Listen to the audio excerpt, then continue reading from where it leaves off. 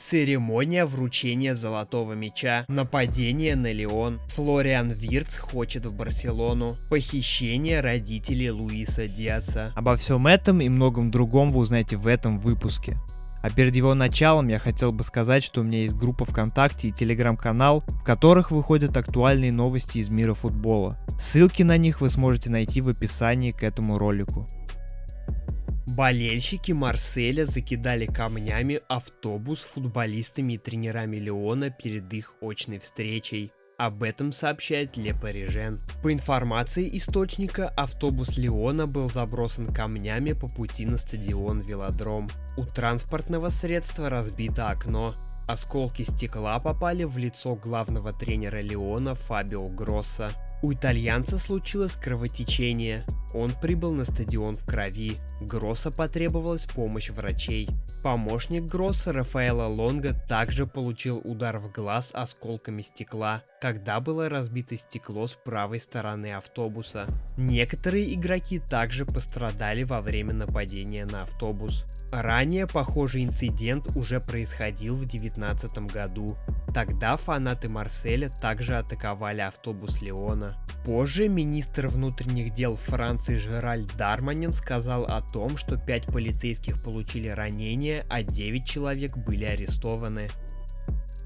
Инсайдер Фабрицио Романо утверждает, что Челси будет стремиться подписать нападающего и защитника в январское трансферное окно. Привлечение бомбардира является приоритетом, учитывая, что клубу не удалось забить много голов в этом сезоне. Но синие также ищут центрального защитника. Романо пишет, что и Челси, и Манчестер Юнайтед следят за талантливыми центральными защитниками по всей Европе с целью подписать одного из них. Лондонцы рассматривают возможность приобретения нового центрбэка из-за решения продать Трево Чалабу в январе.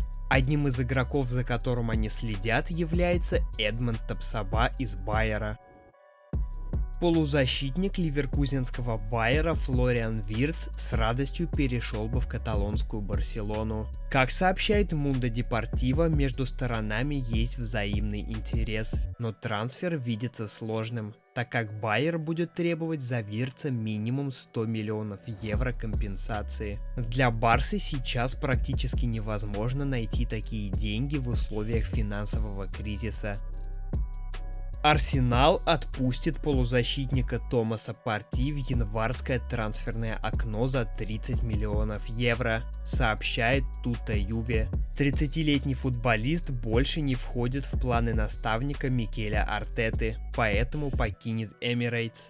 Основным претендентом на него является Ювентус, который стремится подписать игрока сборной Ганы в качестве замены Полю Погба и Никола Фаджоли, так как они еще долгое время будут отсутствовать из-за дисквалификаций. Старая сеньора хочет заключить арендную сделку, прописав обязательную сумму выкупа. Но клубы из Саудовской Аравии также заинтересованы в подписании Парти. Директор национальной полиции Колумбии объявил о вознаграждении в размере до 10,5 тысяч евро за информацию о нахождении отца игрока Ливерпуля Луиса Диаса, сообщает BBC Sport. По информации источника, более 120 солдат вместе с полицией ищут отца футболиста на севере Колумбии. В заявлении армии говорится, что они установили блокпосты и использовали 2 моторизированных взвода, беспилотные летательные аппараты, вертолеты и самолет с радаром для поиска заложника. Ранее прокурор Колумбии Франсиско Барбоса сообщил, что похищенный отец Диаса уже может находиться в Венесуэле. ФИФА отстранила бывшего главу Испанской Федерации футбола Луиса Рубиалеса на 3 года. Вот что говорится в заявлении организации. Дисциплинарный комитет ФИФА запретил Луису Рубиалесу, бывшему президенту Испанской футбольной ассоциации, заниматься всей футбольной деятельностью на национальном и международном уровнях на 3 года, установив, что он нарушил дисциплинарный кодекс ФИФА. ФИФА подтверждает свою абсолютную приверженность уважению и защите неприкосновенности всех людей и обеспечению соблюдения основных правил достойного поведения. Каталонская Барселона в январское трансферное окно попытается усилиться новым опорным полузащитником. По информации от журналиста Хорди Кардера, сине-гранатовые в срочном порядке занялись поиском нового хавбека. Источник сообщает, что для осуществления трансфера Барселоне нужно найти игрока, который проявил бы огромное желание присоединиться к команде. Главный тренер Атлетико Диего Симеоне в ближайшее время заключит новое трехлетнее соглашение с мадридским клубом, сообщает Коуп. По информации источника, в новый договор будет включен пункт о досрочном разрыве контракта. Если матрасникам не удастся квалифицироваться в Лигу чемпионов, клуб и аргентинский специалист смогут расторгнуть соглашение. Симеоне возглавил Атлетико в 2011 году. Сегодня ночью состоялась церемония вручения Золотого мяча. Мероприятие проходило в театре Шатле в Париже. Лео Месси выиграл 8-й золотой мяч в своей карьере. В минувшем сезоне аргентинец выступал за ПСЖ. Сейчас он играет в Интер Майами. Хавбек Реала и сборной Англии Джуд Беллингем получил приз лучшему молодому игроку мира – Копа Трофи. Вингер мадридцев и сборной Бразилии Винисиус Жуниор стал обладателем приза имени Сократеса за благотворительную деятельность. Голкипер Астон Виллы и сборной Аргентины Эмилиано Мартинес получил приз имени Льва Яшина, который вручается лучшему голкиперу.